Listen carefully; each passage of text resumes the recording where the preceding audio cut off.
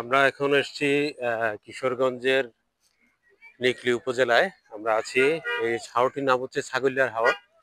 আমরা এখন এখানে এই হাওরে যাব। চৌধুরীপাড়া ভিলেজ যে গ্রাম আছে সেই গ্রামটিতে আমরা যাব, সেখানে দেখার জন্য মানুষের জীবনযাপন এবং তারা আসলে কিভাবে জলবায়ু পরিবর্তনের সাথে নিজেদেরকে খাপ খাইয়ে নিচ্ছে। এই নদীটি আমরা এখন পার হব। এই নদীর নাম কি? আচ্ছা, ধনু গোরাশাল নদী এই নদীটির নাম। ঘোড়া উত্রা নদী। ঘোড়া উত্রা নদী, এই নদীটি পার হয়ে আমাদের আসলে ওই পাড়ে যেতে হবে। সেই পাড়ে আমরা চৌধুরীপাড়া গ্রামে যাব। সেখানে সেটা সিংপুর ইউনিয়নের অবস্থিত, নিকলী উপজেলা, কিশোরগঞ্জ জেলায়। তো আপনাদেরকে আমি একটু দেখাই। আপনারা হয়তো দেখতে পাচ্ছেন নদীটা পার হলে এটা করে নারায়ণগঞ্জের সাথে কানেক্ট এই এই নদীটি একদম শীতলক্ষা নদীর সাথে, যেটা বলছিলেন আমাদের সাথে দুজন আছেন ভাই, তারা বলছিলেন যে এটা শীতলক্ষা নদীর সাথে গিয়ে পড়েছে নারায়ণগঞ্জ পর্যন্ত, এবং ওই দিক থেকে সিলেট থেকে যে সুরমা নদী এসছে সেই সুরমা নদীর সাথে যুক্ত।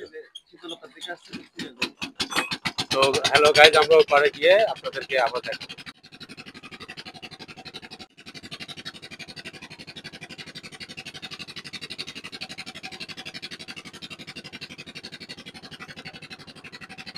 আপনারা দেখতে পাচ্ছেন আমরা এখন গ্রামের খুব পাশেই নৌকা থেকে নামলাম। এখানে জ্বালানি হিসেবে কি ব্যবহার করে আপনাদেরকে একটু দেখাই। গরুর গোবর ব্যবহার করা হয় এবং ওনাদের কৃষি, এই মৌসুমটা আসলে ওনাদের কৃষির একটা মৌসুম। আমরা দেখতে পাচ্ছি অনেক রকমের কৃষিকাজ ওনারা করছেন, বিশেষ করে মূলা, টমেটো, বিভিন্ন রকমের সবজি ওনারা লাগাচ্ছেন। আর এখানে আমি আসার সময় যেটা দেখলাম, প্রচুর পরিমাণে ভুট্টার চাষ হয়। ভুট্টাটা এখানে বেশ জনপ্রিয়, সম্ভবত সেই কারণেই ওনারা ভুট্টার চাষ করে থাকেন। এটা একদম একদম হাওড়ের পাশে, হাওড়ের মাঝখানে একটা নদী, নদীটার নাম একটু আগে বলেছি, সেই নদীর পাশেই আসলে এই গ্রামটা। তো এখানে আসলে খুব বেশি প্রোটেকশন ওয়াল নাই। এখানে কি কোনো প্রোটেকশন ওয়াল আছে? এদিকে নাই। আচ্ছা, এই গ্রামের এই পাশটাতে কোনো প্রোটেকশন ওয়াল নাই। এখানে নদীর পাশেই একদম। আপনারা, আমি আপনাদেরকে কিছু গাছ দেখাই। এখানে বেশ সামনে যে গাছটি দেখতে পাচ্ছেন বরণ গাছ, এখানে বরণ গাছ প্রচুর পরিমাণে হয়। হিজল, করচ, এই গাছগুলো হয়।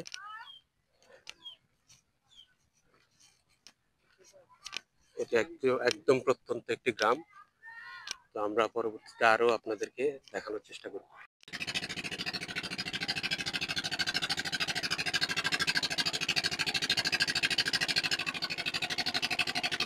এক সময় ফসলের বৈচিত্র্য ছিল, তবে বর্তমানে ভুট্টা বেশ জনপ্রিয় হয়েছে এই এলাকায়।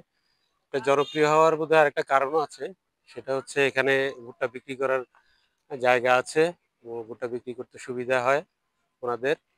আর যেটা হচ্ছে, ভুট্টাটা আসলে পানির, এখানে যেহেতু একটা সময় পানির বেশ সমস্যা দেখা দেয় ইরিগেশনের জন্য, তো পানিটাও এটা আসলে কম লাগে, যার কারণে এখানে ভুট্টাটা দিন দিন জনপ্রিয় হয়েছে। আপনারা একটু দূরে দেখবেন, আমি বুঝতে পারছি না ঠিক দেখতে পাচ্ছেন কিনা, দূরে একটা ওয়াটার বডি দেখা যাচ্ছে, ওই জায়গাগুলো আসলে বিল।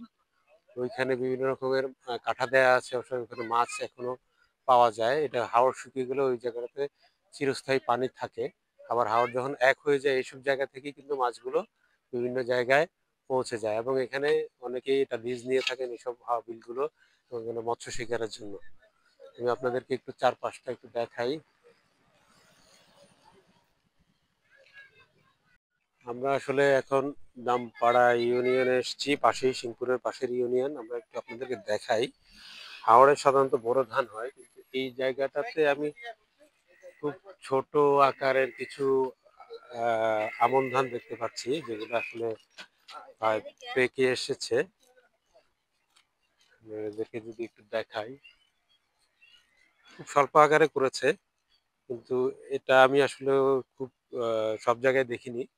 এখানে এসে দেখলাম এই জায়গাটা হয়তো একটু উঁচু, আগে পানি সরে যায়, যার কারণে তাদের করার সুবিধা হয়েছে। আমি ঠিক শিওর না এটা আউশ না আমন, তবে আমার মনে হচ্ছে এটা আমন, যেহেতু পেকে এসছে। আমন সিজন তো শেষের দিকে। আহ, আপনাদেরকে দেখাই, আমরা এখন দামপাড়া ইউনিয়নে। এখানেই আমরা আজকে আমাদের ভিডিও শেষ করব। আমরা কাল পরশু আরো কয়েকটি জায়গায় যাব, সেটিও আপনাদের হাওড়ের ফসল বৈচিত্র্য দেখানোর চেষ্টা করব। এখানে দেখানো একটু দেখানো যে বলেছি, বিভিন্ন ছোট ছোট আকারে করে আসলে, তবে বেশিরভাগ ভুট্টার চাষ করে। তবে এই জায়গাটায় দামপাড়া ইউনিয়নে একটু অন্যান্য ফসলের চাষও রয়েছে, সেটা আমরা দেখতে পাচ্ছি। ধন্যবাদ সবাইকে সাথে থাকার জন্য। আবার দেখা হবে ইনশাল্লাহ অন্য কোনো ভিডিওতে।